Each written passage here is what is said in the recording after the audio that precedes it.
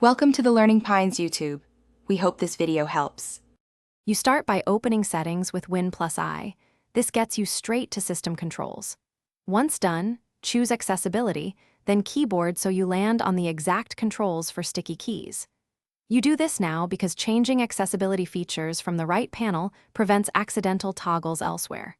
Make sure you're on the correct user account.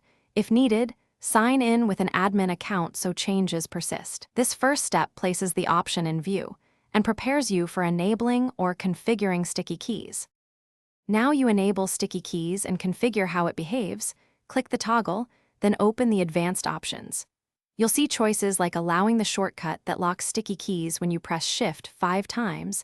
Enabling that helps you quickly toggle without opening settings again. Also pick auditory and visual feedback so you know when a modifier is active. You do this because customizing reduces accidental input and matches your workflow.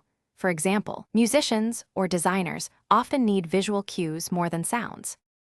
Finish by testing sticky keys in Notepad. Press Shift, then a letter to confirm modifiers stick. If it doesn't work, sign out or restart Windows to apply changes. This resolves most permission or session issues. Make sure no third-party accessibility tool is overriding Windows settings, and if problems persist, toggle the feature off and on again or reset the keyboard accessibility page.